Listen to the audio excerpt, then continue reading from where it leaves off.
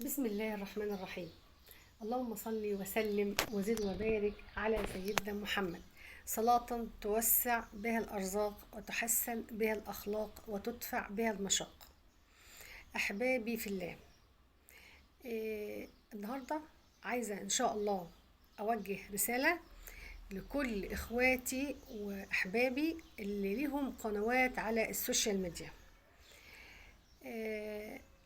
او قبل ما نبدا، يا ريت لو سمحتوا تعملوا لايك للفيديو، واللي مش عامل اشتراك يعمل لي اشتراك في القناه بتاعتي او يعمل لي متابعه علشان ربنا يكرمنا والعدد يزيد شويه، عشان ده انا كده بقالي سنه عماله اعافر. كل عام وانتم بخير، وبمناسبه الايام المباركه اللي احنا فيها ديت، وعيد اضحى مبارك عليكم جميعا يا رب ان شاء الله. ويا رب كلنا ان شاء الله يرزقنا الحج والعمره عاجلا غير اجل يا رب. اخواتي وحبيباتي اللي عاملين قنوات على السوشيال ميديا ولهم شغل على النت، ليهم محتوى وبيعملوا فيديوهات او بيفتحوا لايفات او اي شغل بيعملوه. في ناس كتير مننا بيستبطئوا الرزق، بيستعجلوا، زعلانين. احنا ليه قنواتنا ما اشتهرتش؟ احنا ليه ما بيجيلناش دعم؟ احنا ليه ما بيجيلناش ارباح من المشاهدات بتاعتنا؟ احنا ليه الناس كتير عماله تسترزق وتكسب واحنا لسه ما كسبناش؟ كل دوت طبعا آه، بيحبطهم، بيعمل احباط، بيخلي العزيمه تضعف. لازم نعرف ان الرزق مكتوب.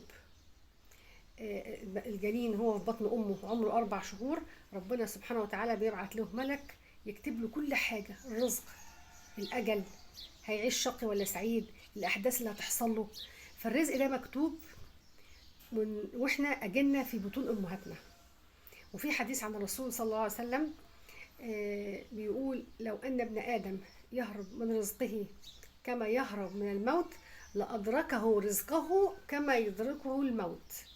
يعني الرزق جاي جاي، فنجمل في طلب الرزق. يعني ايه؟ ما نستعجلش،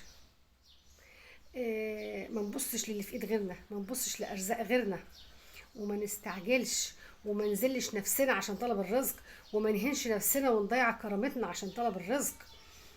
اللهم صل وسلم وزد وبارك على سيدنا محمد. في حاجة كمان، الرزق مش كله فلوس. ليه احنا حصرنا الرزق في المال؟ المال ده متاع زائل. ليه احنا قلنا سمينا الرزق يعني فلوس؟ ليه؟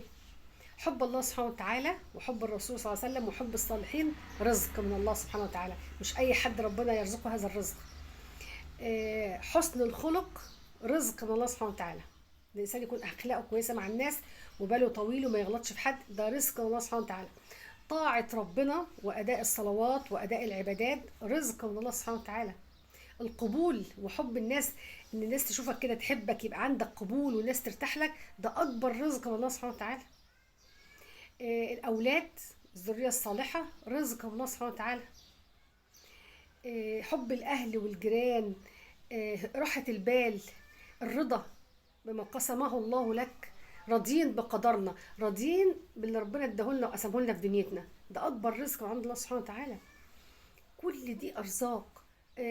ان ربنا يلهمنا العبادات يلهمنا بر الوالدين وصلة الرحم وحسن الجوار والكلمة الطيبة وذكر الله سبحانه وتعالى والأمر بالمعروف والنهي عن المنكر. كل دي أرزاق من الله سبحانه وتعالى. ليه سبتوها كلها وحصرتوها في المال؟ احنا ما بيجيلناش دعم، احنا ما بيجيلناش مشاهدات، احنا قناتنا ما بتجيبش، سبحان الله. طب ما الستر من الله سبحانه وتعالى رزق. الرسول صلى الله عليه وسلم بيقول إيه: اللهم صل وسلم وبارك على سيدنا محمد. لو ان ابن ادم اصبح معافا في بدنه امن في سربه، معافا في بدنه امن في سربه، عنده قوت يومه فقد حيزت له الدنيا بحذافيرها.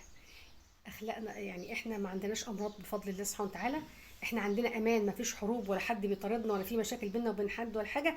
عندنا رزق النهارده، اكل النهارده بس، جات لك الدنيا، النعيم كله جالك بالدنيا باللي فيها. طب ما احنا الحمد لله عندنا الحاجات دي. جماعة احنا نراجع نفسنا شوية وبلاش نحصر الرزق في المال.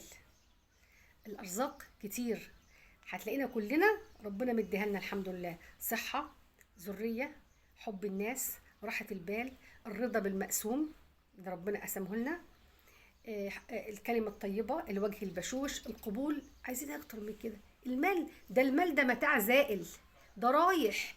احنا نطلب من ربنا سبحانه وتعالى فقط الستر، نبقى مستورين، معيناش ديون، محدش بيطلب مننا حاجة. ولو غير كده، لو هناكل عيش وجبنة على طول، ألف حمد وشكر لك يا رب. عايزين نرضى شويه يا جماعه، والرزق جاي جاي. في اخت فاضله حبيبتي قالت لي جمله حلوه قوي عجبتني، اتحفرت في ذهني والله، تكتب بماء من الذهب. قالت لي ايه؟ بقول لها عن الناس والارزاق وكده، والناس بتستبطأ وبيخلوا الواحد كده يستعجل زيهم وييأس، وممكن الشيطان يوسوس لنا وكده. قالت لي لعلها مسألة وقت، لكنها عند الله قد قضيت. يعني الرزق اتكتب خلاص، لعلها مسألة وقت، لعلها مسألة وقت.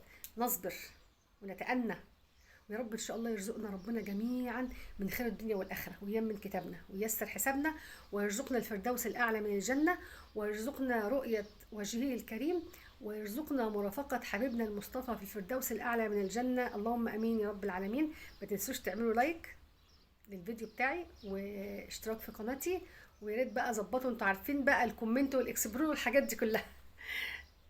السلام عليكم ورحمة الله وبركاته.